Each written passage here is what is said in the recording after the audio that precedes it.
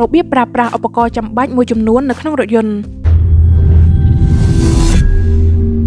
រថយន្តដែលកំពុងចរាចរណ៍នៅលើដងផ្លូវក្នុងប្រទេសកម្ពុជាភាគច្រើនជារថយន្តមួយទឹកហើយអ្នកប្រើប្រាស់រថយន្តមួយចំនួនក៏មិនទាន់ស្គាល់ពីឧបករណ៍និងសញ្ញានៅក្នុងរថយន្តអស់នៅឡើយដែរថ្ងៃនេះខ្ញុំនឹងសូមបង្ហាញពីរបៀបប្រើប្រាស់ឧបករណ៍ចាំបាច់មួយចំនួននឹងអាចជាចំណេះដឹងមួយឲ្យដឹងថារថយន្តកំពុងប្រើប្រាស់នោះមានបញ្ហាអ្វីដែរឬអត់ពងសុវត្ថិភាពសញ្ញារូបកូនឆ្កែពងសុវត្ថិភាពជាឧបករណ៍មួយអាចជួយការពារអ្នកបើកបរនិងអ្នករួមដំណើរបានមួយកម្រិតបើសិនជារថយន្តមានការប៉ះល្មមហើយពងសុវត្ថិភាពនេះអាចឲ្យដឹងថាវាមានបញ្ហាឬអត់នោះតាមរយៈការបើកសោរថយន្តបើសិនជាពេលបើកសោរថយន្តហើយវាលោតសំឡេងឲ្យដឹង5ដងនោះមានន័យថាវាមានដំណើរការល្អក៏ប៉ុន្តែបើសិនជាវានៅតែបន្តលោតទៀតនោះមានន័យថាវាអាចមានបញ្ហាកន្លែងណាហើយដូចនេះយើងគួរតែយករថយន្តទៅឲ្យជាងត្រួតពិនិត្យមើលវិធីពិនិត្យមើលងាយៗគេអាចមើលដឹងថាពងសុវត្ថិភាពមានការកែច្នៃឬអត់នោះតាមរយៈគែមដៃចង្កូតកន្លែងស៊ីផ្លេ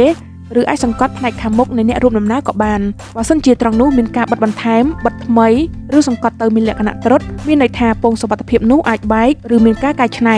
ដូចនេះវាជាចំណេះដឹងមួយសម្រាប់អ្នកទិញរថយន្តសញ្ញាអាគុយនិងប្រព័ន្ធប្រេងសញ្ញាទាំងពីរនេះវានឹងបង្ហាញឲ្យដឹងនៅពេលដែលយើងបើកសោររថយន្តក៏ប៉ុន្តែនៅពេលដែលយើងបញ្ឆេះរថយន្តសញ្ញាទាំងពីរនេះនឹងបាត់ទៅវិញភ្លាមមានន័យថាប្រព័ន្ធអាគុយនិងប្រព័ន្ធប្រេងនានាមានដំណើរការល្អ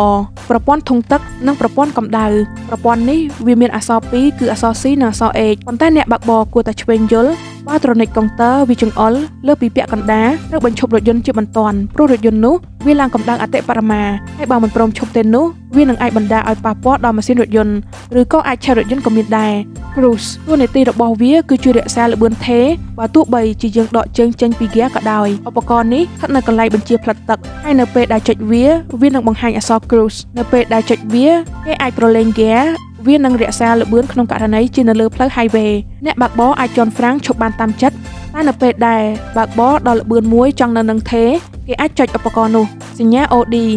ឧបករណ៍នេះគេត្រូវប្រើនៅពេលត្រូវការវ៉ាទាំងបង្ខំការប្រើឧបករណ៍នេះគឺវាស៊ីសាំងខ្លាំងជាងធម្មតាតែវាមានសន្ទុះម៉ាស៊ីនខ្លាំងជាងផងដែរអ្នកបើកបរខ្លះគាត់ហាក់ដូចជាមិនសូវចាប់អារម្មណ៍លើសញ្ញាមួយនេះដែលលោតនៅលើតាប់ឡូរថយន្តហើយចេះតែត្អូញថាហេតុអ្វីរថយន្តរបស់ខ្លួនស៊ីសាំងជាងធម្មតាការបើកសញ្ញានេះជាប្រចាំក៏អាចមានបញ្ហាច្រើនផងដែរដែលអាចបង្កផលប៉ះពាល់ដល់ស៊ីម៉ាំងនិងធ្វើឲ្យម៉ាស៊ីនរថយន្តឮសំឡេងខ្លាំងគួរបញ្ជាក់ថារថយន្តប្រភេទខុសគ្នាតែសញ្ញាក៏នៅតែដូចគ្នាដែរតែចំពោះរថយន្តទំនើបគេអាចមានប្រព័ន្ធបញ្ជាទំនើបដោយស្វ័យប្រវត្តិខុសពីរថយន្តស៊េរីចាស់ៗត្រូវការប្រើដៃឆ្កឹះឬចុចប៊ូតុងទៅកាន់រូបសញ្ញាណាមួយដែលខ្លួនចង់បាន